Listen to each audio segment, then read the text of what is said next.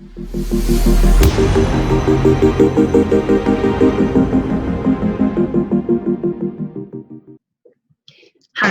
my name is Gibson, and I'm the owner and founder of the Personal Development School.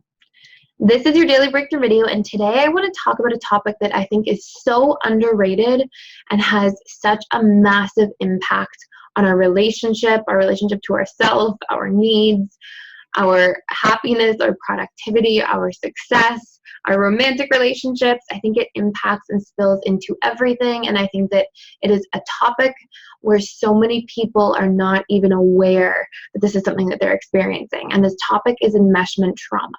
Okay, so what is enmeshment trauma? Enmeshment trauma, and what I'm going to go through, just on a side note here, I'm going to go through like what enmeshment trauma is. I'm going to go through how it comes about, the deep core causes, so you can see into yourself and into your childhood and figure out if this was you.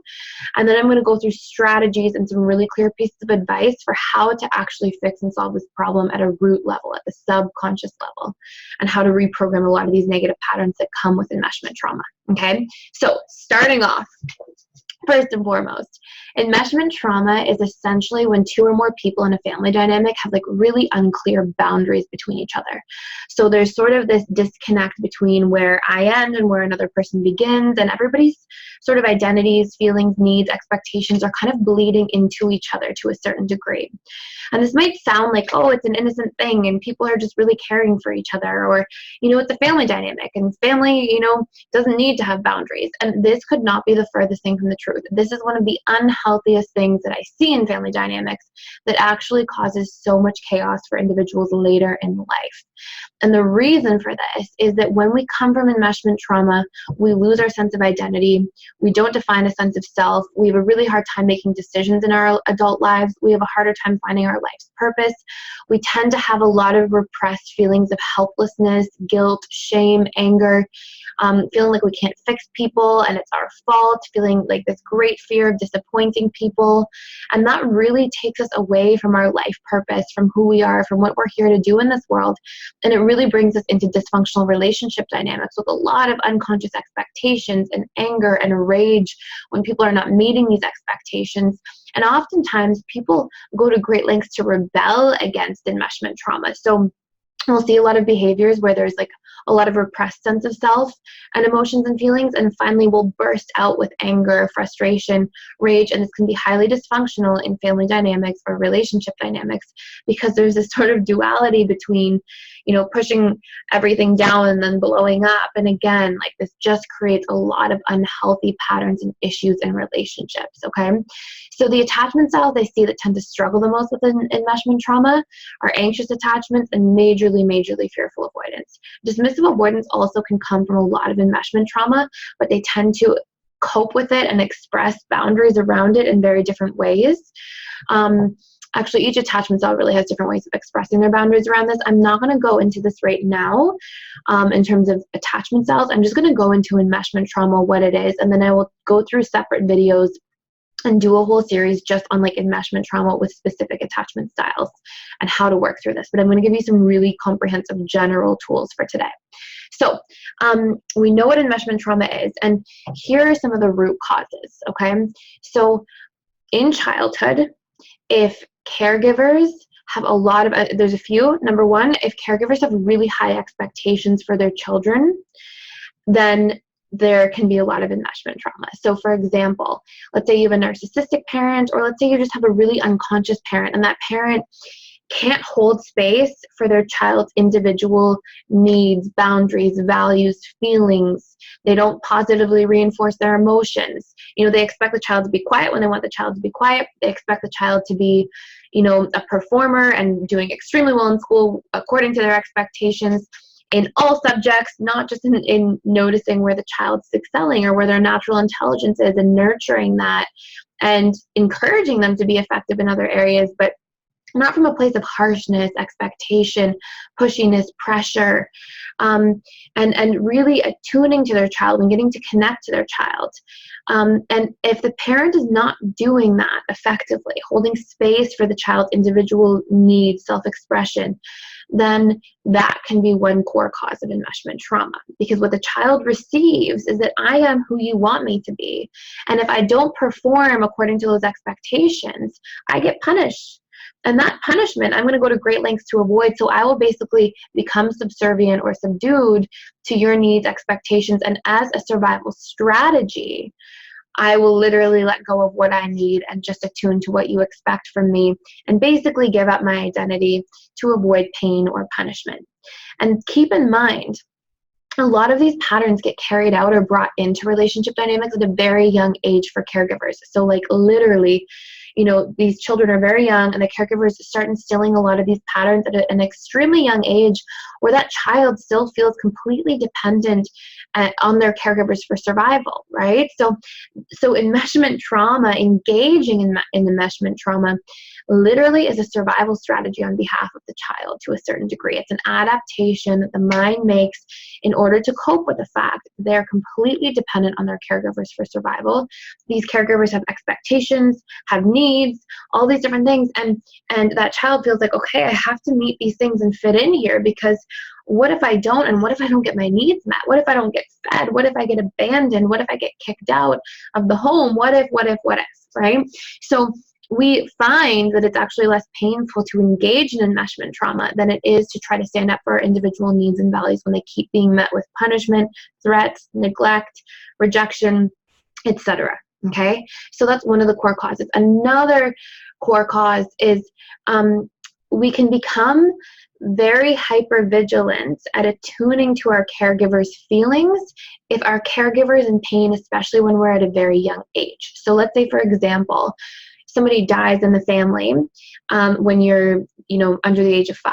And let's say you feel a lot of this emotion. There's a lot of emotion going on, and these caregivers are not like sort of creating boundaries around the expression of that emotion. Maybe they're crying in front of you, or they're down in front of you a lot, and you're feeling this and picking up on this. And what happens is we, again, because of that principle that we're so dependent on our caregivers for survival, without them we would literally die, like because of this principle, we will feel like, oh my gosh, if they're not okay, I might not be okay. If they're in a really bad space, then I might be in a really bad space. I need them to be okay for my own survival. And this is just this inherent intrinsic programming. Like, we're wired for this attachment. We're wired to be attuned to our caregivers. So at a very early age, if we're picking up on a lot of emotional fragility or pain or core issues in a parent or caregiver, we, as again, the survival or adaptation strategy, go out of our way to try to start taking on and fixing the problems that we're experiencing feeling-wise with our caregivers, like trying to be there for them emotionally, trying to connect them emotionally, letting them dump their emotions on you, letting them express to you at a very young age, because you're like, if I can fix this problem, I become safer. And we're wired to make these adaptations. So that's another core issue. If your caregiver is going through an emotional time and they're not conscious about how to effectively deal with their emotions, especially around these children, their children, then that unconsciousness basically creates these sorts of patterns. And it's not that caregivers are like selfish or negative. It's just that their unconsciousness can get basically passed along to us. It can become our unconsciousness because we internalize it, we experience this, and then it becomes a sort of challenge or problem. Okay? So what this creates is this total disconnect from ourselves, right? If we're so busy and it's so important to be hyper vigilant about attuning to our caregivers, obviously as a result of that, through trying to fix their pain, we disconnect from our own feelings and needs because we're in that survival mode. We go all in to their stuff in order to cope, okay? Now, one other really core thing that you might experience is, so we said, if the caregiver is not attuned to your individual needs and values and holding space for them on a consistent basis. Number 2, if the caregiver is going through a lot of emotional pain, and then you think, oh my gosh, I have to solve this in order to feel safe again, because if they're not okay, I might not be okay. And number 3, and just to sort of separate number 1 and 3, if you have a very narcissistic or highly expectant parent that puts a lot of pressure on you, you're going to think, oh my gosh, I have to perform, I have to show up, because if I get punished or if I get rejected, that's extremely painful. So we go out of our way to meet others' expectations, others' needs, and others' feelings as a coping mechanism or adaptation for survival. And then what happens is the result of this is now there's no boundary around who's feeling what, whose feelings are whose needs are whose, because your parents' or caregivers' needs become your needs, their feelings become your feelings, their expectations become your expectations for yourself, etc. So the net result of this is that we self-abandon like crazy when we come from enmeshment trauma. We can be so great at attuning to other people. We can be so strong in our charisma or connection and ability to connect, and that can be a powerful gift in and of itself. But if that is not balanced in a space where I have my feelings, my needs, my expectations for situations really rooted, and I'm not connected to them in real time while I'm interacting with other people, then it becomes highly dysfunctional. It creates a lot of pain and often a lot of resentment. And we'll suffer from a lot of core wounds, like feeling not good enough for people all the time because we project all these crazy expectations they must have of us. We get afraid of making mistakes because in childhood, if that happened, that was a big deal. We got rejected, or there was a threat to survival because our needs might have gotten withheld, or we thought that we might be abandoned. So there's all these sort of interlacing pieces. So when you see others as this extension of yourself, or when you think that you are the extension of your caregivers and they are this extension of you, you also have extremely poor boundaries. And when you don't have boundaries to this, in this specific space, then we also don't just internalize other people's expectations of us like crazy. We also project extremely high and unrealistic expectations onto other people, because if we're giving so much, then we tend to expect the same thing in return at a subconscious level. And the reason for this is because your subconscious mind is tracking the exchange of energy that happens within every single one of your relationship dynamics. Really interesting, crazy sort of thing to think about. So, and literally conflict is basically a perception of imbalance between the exchange of energy within people. So we have to be able to heal this. And here's how we do this. So these are your steps for healing. Number 1, and these are general, but they're really effective. Number 1, we have to learn to be able to reconnect to our own feelings and needs in real time and stay rooted in our sense of self while in interaction with other people. Now, this might sound very strange, but we should be able to, like, let's say, for example, John makes fun of you. John's your friend. John makes fun of you for being late, and he does this in front of people. You have to be able to feel within yourself, is this funny to me? And for a lot of people, like for me, when other people make fun of me, I think it's hilarious. Like, I don't know why. It just really makes me laugh. It gets to me. I find humor in like that kind of sense of self thing. But for other people, and that's okay, there's nothing wrong with this. For other people, for somebody else, they might have a sensitivity to that. Maybe they have a core wound around feeling made fun of in front of people, or shamed publicly, or humiliated. And so different people are going to feel different things in different circumstances based on how they're interpreting circumstances through their filter of their past, all of their wounds, all of their expectations, their beliefs, everything. So if I'm sitting with John and I think it's funny, then that's great. But I have to be able to tune in and make sure I'm not just laughing so that I, don't not fit in front of everybody, or laughing because I think I have to please John, or, something like that. And keep in mind, like one of the core, most prominent pieces around enmeshment trauma is a lot of people pleasing, right? So if I were somebody who had a wound there, specifically, I have to be able to tune in and feel those feelings in real time and be like, okay, John thinks this is funny, but this doesn't feel good for me. And what do I need right now in this situation? Well, I probably need to express a boundary to John and say, hey, John, I get that you're just joking around, but, let's talk about something else. I don't find that funny. Or, hey, John, like, that's not acceptable. I feel shamed. And Can you talk about something different, or can you take the attention off of me, or whatever it is that you need to say that's right for you? You need to express that in that moment. And you can't express a single thing in the moment if you are not tuned in to what your feelings are and what your needs are. So that is the prerequisite to any healthy self-expression, boundaries, and to really put an end to people pleasing. We people please naturally when we're more tuned in to other people's feelings and other people's needs and expectations from us than we are our own. If we're equally tuned in, and if we treat, and this is this point number 2, we have to treat our feelings and needs equal to others, okay? A lot of the time, at its deepest layer, we put other people's feelings, if we're struggling with enmeshment trauma, we put other people's feelings and needs ahead of our own as a subconscious strategy to keep safe. And it can be safe from rejection, abandonment, safe from your needs not being met, safe from disapproval. It's actually a form to a certain degree of meeting a different need of safety or, acceptance. But we have to be able to break that down, because we are always more likely to be a match to being rejected and abandoned when we are in the habit of rejecting and abandoning ourselves, because people can feel when we're not rooted in our sense of self, and people naturally get turned off by that and push away. People pick up on your subconscious micro expressions, body language, tone of voice, inclination towards people pleasing, all these different things, and people tend to feel around that. And there's a whole bunch of biological reasons why that I won't get into right now, but we're programmed to work that way. So we have to keep in touch with our feelings and needs in real time, number 1. And number 2, we have to treat those feelings and needs equally to others, okay?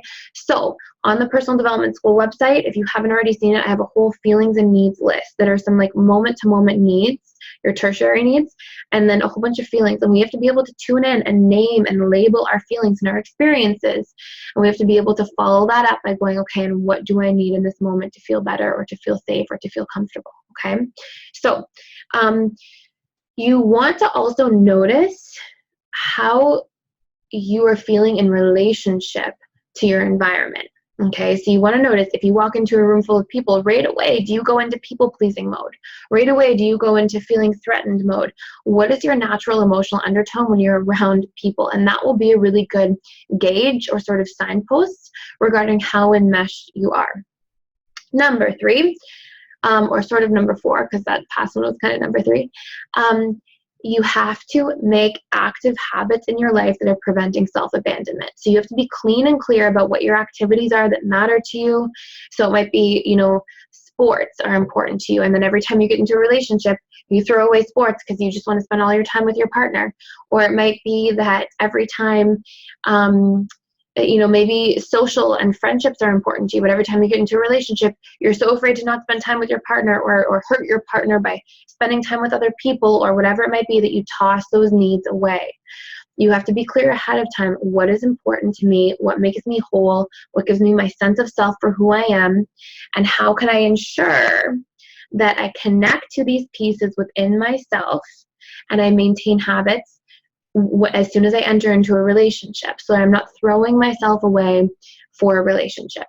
And relationships are not supposed to be about sacrifice. They're supposed to be about compromise, and there is a massive difference. Sacrifice is, hey, your need takes precedence over and bulldozes my need.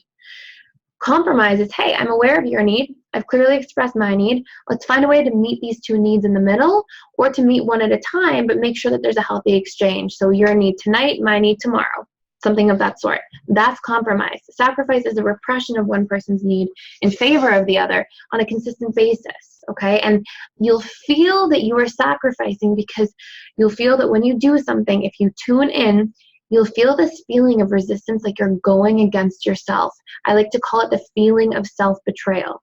Sacrifice is a form of self-betrayal. And here's something super interesting. The more you're abandoning yourself, the more you're betraying yourself, the more you're rejecting yourself in favor of somebody else, the more painful when somebody else does that to you, it will be. And here's why. If my identity, the moment I'm in relationship, becomes, oh my gosh, my identity is everything this person wants from me, and I morph and contort myself into all these little, in all these ways to try to feed into that person's needs, then I've just broken complete connection to myself. I put all my eggs in that basket. I'm over there enmeshed with that person's business and life, and nobody's here with me. So my identity, my needs, if they're not met by this person, they are not met. My feelings, if they're not respected by that person because that person makes a mistake or they're unconscious about something or they're not a healthy person, then nobody's here to respect my feelings. Nobody's here to respect my needs. And that is excruciatingly painful. If I'm rooted in my feelings and needs and somebody's not available to meet my needs at a certain time, I can go, hey, that's okay. I know what the need is. They're not available because they've got something going on, or they're going through a challenging time, or, whatever it might be. And keep in mind, like, you will not get your needs met 100% of the time by other people. It's not possible. People are not always available. So we want to have that healthy balance where 50% of the time we can express our needs to others and ask them to be met, and 50% of the time we can still just recognize our needs and meet our own needs and maintain that relationship to self and maintain that rootedness in our own identity. And what relationship to self is, what self really is, are your feelings, your needs, your thoughts, your beliefs, and your values. And so when you give those all away, of course, that comes with unconscious expectations. Of course, when you give everything away, now, you've given everything away and you can't help but expect the same from somebody else. And if they don't do that and you broke relationship to self to give everything over to somebody else and they become unavailable, it hurts way more than it ever should. And that's where the anger and the pain and the hurt and the rage come in. And again, those are feedback mechanisms that there's something out of balance, something out of alignment, and you're in an unhealthy relationship dynamic. Super important to notice. Okay? So your next piece in here for how to heal is also, once you've identified your feelings and needs, you want to keep asking yourself, how can I get those needs met? Okay, so you need the strategy question. Like, you can't just go, what do I need? I need comfort or support. Okay, what does that look like to me? How can I comfort myself? Or how can I request comfort for somebody else? Or what is support to me?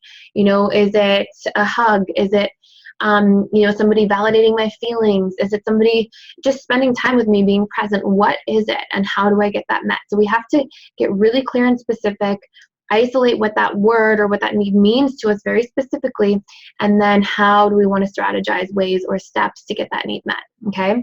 And lastly, these things need to be expressed, okay? If you just internalize the feeling and need, then it doesn't do anything. You have to make sure that you're expressing to the people around you that healthy boundary or what those feelings and needs are, so that you are ending that bleeding into each other with relationships, so that you're actually able to say, look, I can be attuned to you and I can stay rooted in myself at the same time. It doesn't have to be one or the other. It doesn't have to be you at the expense of me, because that will always create pain in the dynamic, and those are the best breeding grounds for resentment, because resentment is essentially a perception of imbalance and an unmet need, okay? So the last thing I'll say in here is that if we are rooted in or struggling with enmeshment trauma, we also tend to have a lot of trust issues, because we tend to project onto other people, most painfully so, or get most triggered or charged by in other people, the habits and behaviors that we're applying in relationship to ourselves. So for example, if I can't trust myself to not abandon myself and reject myself as soon as I'm in relationship, I really get afraid and distrusting that somebody else will do that to me. Okay, so we tend to project onto other people what our core issues are in relationship to self. And as we heal that enmeshment piece, as we learn to stay rooted in ourselves and trust ourselves to express our needs and create boundaries at the same time, then we actually learn to maintain trust with other people in a healthy way as well. Not blind trust or something naive, but just this ability to open ourselves up to trust and to really have a strong foundation of communication and transparency in a relationship itself. Okay, so this is an initial piece about enmeshment. You can tell I'm super passionate about this. So if you're getting a lot of value out of these videos, please like them, share them, subscribe to my channel, and please feel free to visit www.personaldevelopmentschool.com for amazing upcoming courses that we're recording, exciting offerings that we have, and all kinds of things to help everybody on their healing journey. Thank you so much for watching.